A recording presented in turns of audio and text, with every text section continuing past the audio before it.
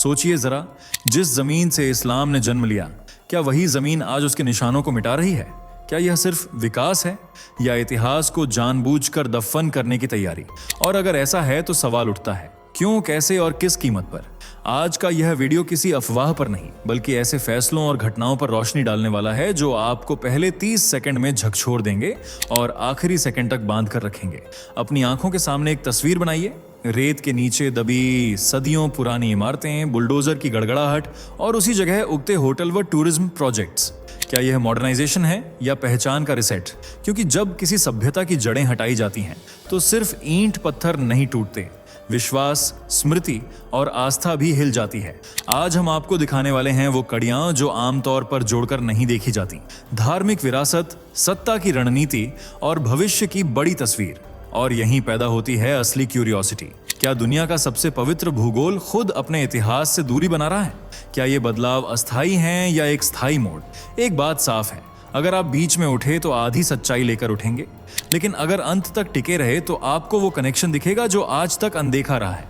क्योंकि जो कहानी अभी शुरू हो रही है उसका असर सिर्फ सऊदी अरब तक सीमित नहीं रहेगा। बने रहिए, क्योंकि आगे जो आने वाला है वे आपके सोचने का तरीका बदल सकता है। चलिए दोस्तों, फटाफट कमेंट करके बताइए कि आप हमारी इस वीडियो को भारत के किस शहर या किस गांव से देख रहे हैं।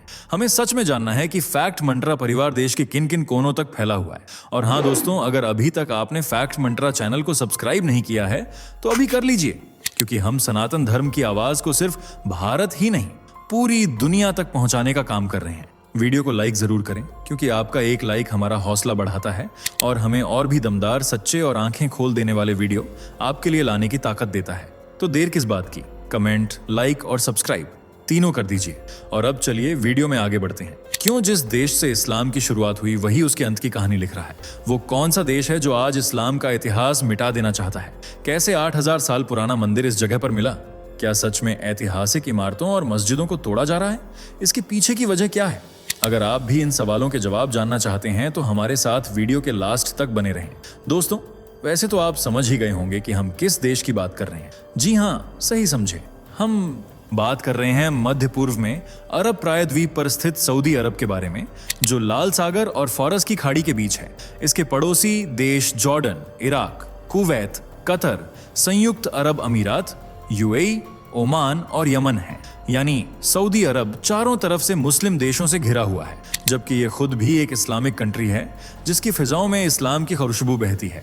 और इस बात का अंदाजा आप ऐसे लगा सकते हैं कि सऊदी की कुल 3 करोड़ 34 लाख जितनी आबादी में 90% लोग इस्लाम को ही अपना धर्म मानते हैं। और यहाँ शरिया कानून को फॉलो किया जाता है, जो कुरान और पैगंबर मोहम्मद की सुन्नत परंपराओं पर आधारित है। हालांकि हाल के सालों में कुछ बदलाव किए गए हैं, लेकिन अदालतें शरिया कानून के मुताबिक ही फैसले सुनाती हैं और उस फैसले को हर किसी को मानना पड़ता है। एक तरफ जहां सऊदी अरब अपनी कट्टरपंथी सोच के लिए पूरी दुनिया में फेमस है, तो वहीं मुसलमानों के 2 सबसे पवित्र शहर मक्का और मदीना भी यहीं मौजूद हैं, जिनका दीदार करना हर मुसलमान का सपना होता है। और हर साल लाखों करोड़ों लोग अपने सपने को पूरा भी करते हैं, क्योंकि मक्का से ही इस्लाम धर्म की शुरुआत हुई थी।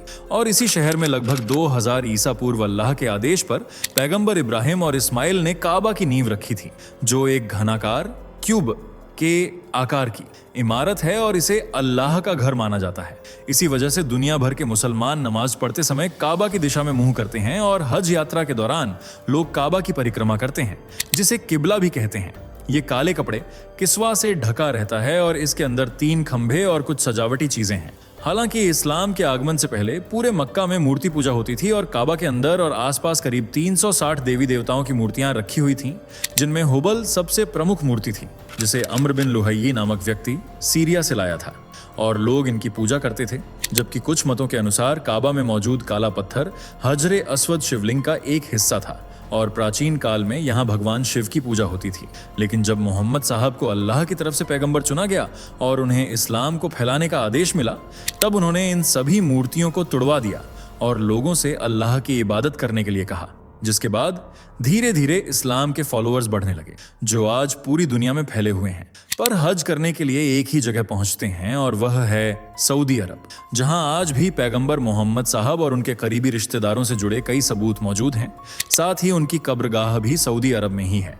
लेकिन अगर हम आपसे कहें कि सऊदी सरकार इन सबूतों को लगातार मिटा रही है और वहां बनी प्राचीन मस्जिदें तोड़कर टॉयलेट और होटल बनवा रही हैं, तो शायद आपको यकीन नहीं होगा, लेकिन यह सच है। और जब यह बात 56 अन्य मुस्लिम देशों को पता चली तो वे गुस्से से भर गए और सऊदी की इस हरकत पर नाराज होने लगे।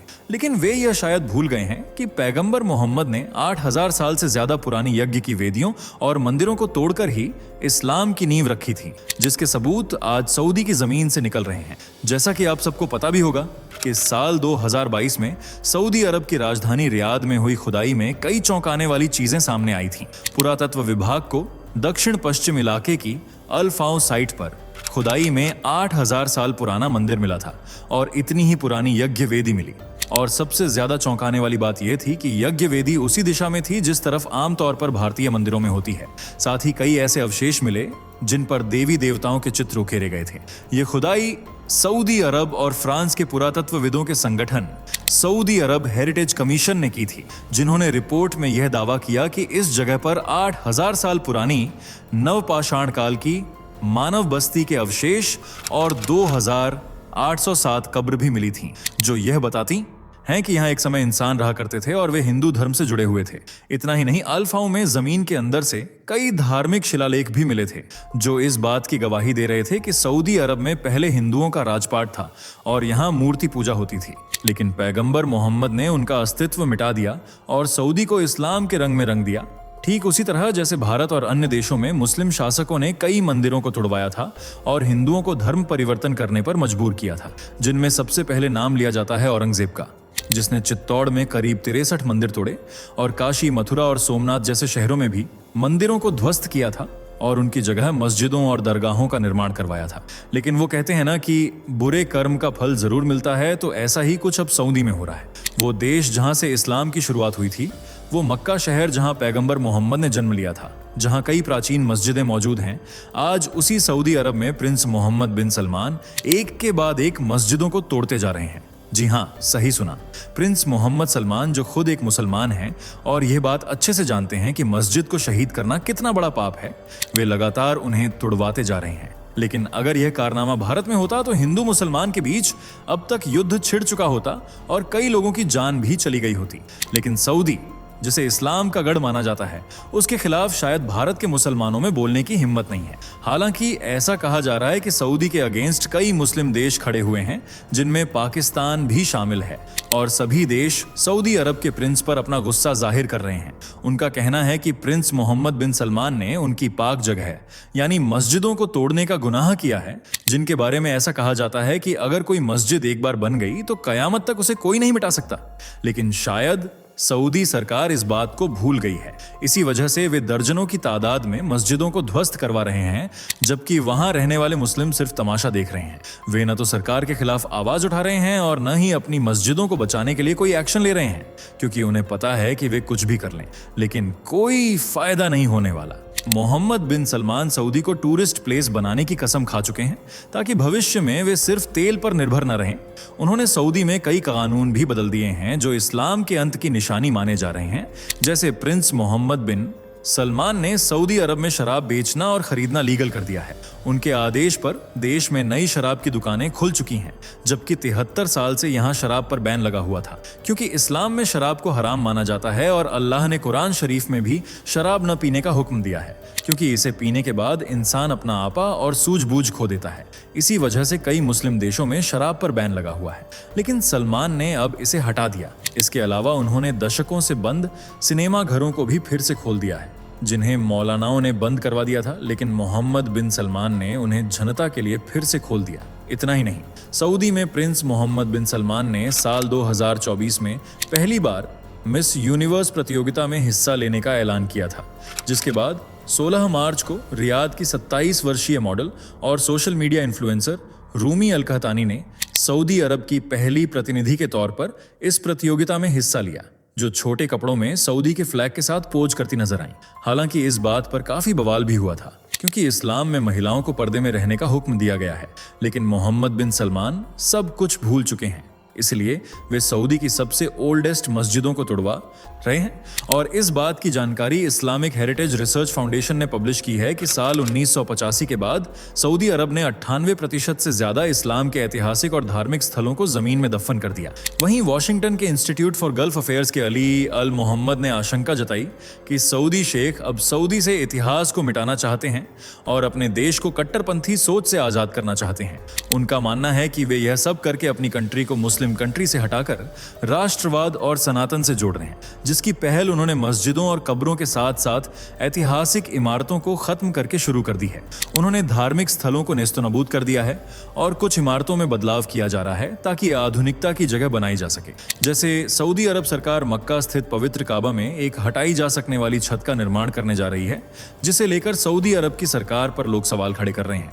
लोगों को चिंता सता रही है कि इस तरह के फैसले से इस्लाम धर्म के सबसे पवित्र स्थल का ऐतिहासिक स्वरूप नष्ट हो जाएगा। हालांकि मक्का प्रांत या सऊदी अधिकारियों की तरफ से इस बारे में कोई आधिकारिक घोषणा नहीं की गई है।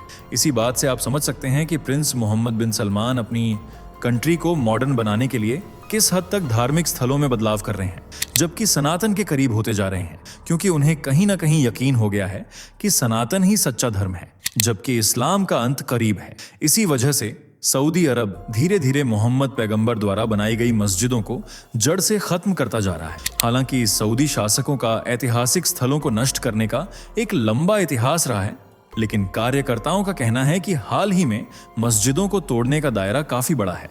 इस्लामिक हेरिटेज रिसर्च फाउंडेशन के कार्यकारी निदेशक इरफान अल अलावी के अनुसार कुछ महीने पहले मक्का में एक होटल बनाने के लिए पैगंबर मोहम्मद के चाचा हमजा के घर को ध्वस्त कर दिया गया था। यहाँ तक कि मदीना में मोहम्मद के मकबरे और मक्का में उनके जन्म स्थान को भी खतरा होने की अफवाहें उड़ी हैं। इतना ही नहीं, पैगंबर की पहली पत्नी खदीजा के घर को तोड़कर सार्वजनिक शौचालयों के लिए रास्ता बनाया गया है और इस्लाम के पहले खलीफा अब्बू बकर के घर की जगह पर एक हिल्टन होटल खड़ा किया गया है।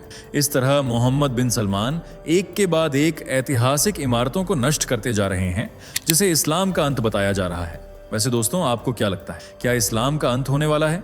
क्या मोहम्मद बिन सलमान का यह फैसला सही है? अपनी राय कमेंट में जरूर बताएं। वीडियो पसंद आई हो तो वीडियो को लाइक शेयर करके हमारे चैनल को सब्सक्राइब कर लें। मिलते हैं अगली वीडियो में, तब तक के लिए बाय बाय। दोस्तों, आपकी स्क्रीन पर 2 और वीडियो दिख रही हैं, जिसे देखने के लिए आप स्क्रीन पर क्लिक करें। दोनों देखिएगा, बहुत अच्छी वीडियो बनी है।